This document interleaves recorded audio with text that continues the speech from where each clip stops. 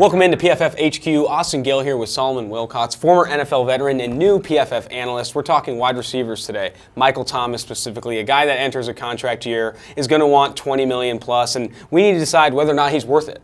That's a good question, too, because I think you're going to look at it in the perspective of, look at some of the other receivers who are going to be part of this sort of free agent class. The other receivers of A.J. Green, Julio Jones, Amari Cooper, they're all former first-round picks.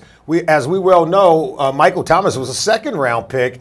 And is he really in that class? Does he deserve $20 million a year? We used to talk about this number and have it pertain to quarterbacks, but now we're talking about receivers. Absolutely, and with Julio Jones, you see the reports, he's nearing a $22 million average annual salary per year extension with Atlanta. That gets on the books. You immediately think Michael Thomas and Amari Cooper are going to ask for more. If anything, the numbers say they need to be extending him now. Michael Thomas needs a new contract now in New Orleans. Our PFF numbers show that he really ranks right up there with some of the best wide receivers in the game, particularly over the last 3 years since he's come into the National Football League. Mike Thomas, you look at his PFF passing, or I should say receiving grade, second best over the last 3 years of the receivers as part of this free agent draft class. You could see 92.6 and second only to Julio Jones. But look at the number of receptions over those 3 seasons. That's remarkable. Way over 100 receptions per season, the 22 touchdowns, ranked number 1 on this board. Contested catches, 45. That's phenomenal. And when you think about it, Drew Brees is completing 76% of his passes when targeting Michael Thomas. That is off-the-chart type numbers, as you can see, better than any other receiver on this board. And so I think when we look at those numbers, with those flypaper type hands, at least 20 million, if not 22. Absolutely, and he's reliable as it gets. The completion percentage number obviously speaks for itself. And you look at that 3-year grade, I'm glad you brought that up. With Julio Jones, he's the only one that's graded better. But you look at Michael Thomas, those 3 years are his first 3 in the NFL. His 2-year grade in the NFL is the best we've ever seen in the PFF era. His 3-year grade, the best we've seen. His start in the NFL has hands down been the best we've seen from a wide receiver. It makes no sense for the Saints to kind of move on from him. Obviously, the Drew Brees situation and how much his cap is accounted for makes it difficult, but there isn't a better talent in football at the receiving position, a young talent than Michael Thomas right now. So I want you to enlighten me as a PFF veteran. help me to understand, what number jumps out you the most? Is it the contested catches? Is it the number of overall receptions?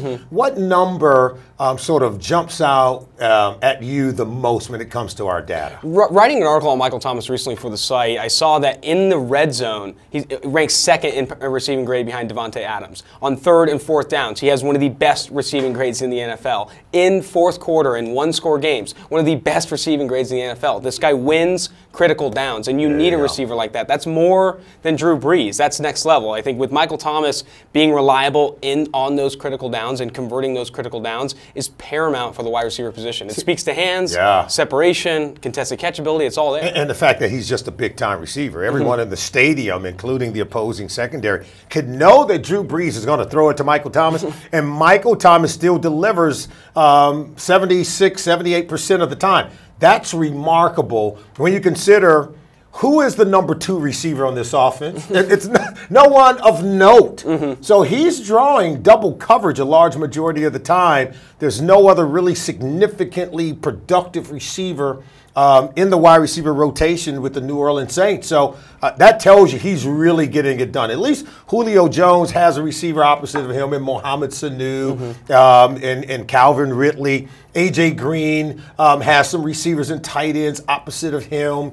So I think that's really remarkable when he's putting up these kind of PFF numbers, this kind of production, without a real apropos receiver opposite of him. I guess we could talk about Alvin Kamara as that second choice, but no real strong number 2 receiver in the rotation. And Traquan Smith, the rookie out of UCF, they probably want him to be that number 2, but Michael Thomas last year was the guy. That's it. They threw to him all the time on critical downs, and you see in single coverage, he dominates opposing corners, but he drew a lot of double coverage, and that's what drives up those contested catch numbers. He's not so often in contested catch situations because he can't separate. He's there because he's double covered all the time. He gets cover 1 double all the time. I think him being able to win those downs is a big reason why that payday that's looming should happen for New Orleans. So the production is there. The grades are there. The data really does support that if the Saints were to break him off for $20 to $22 million a year, I don't think anyone is going to balk at that number. In fact, you're probably better off signing him sooner rather than later. I 100% agree. With Julio Jones and Amari Cooper in the conversation of getting contracts, it only makes sense to jump at signing him now, because when Julio Jones inks the deal, the price tag goes up. When Amari Cooper inks the deal, who's younger,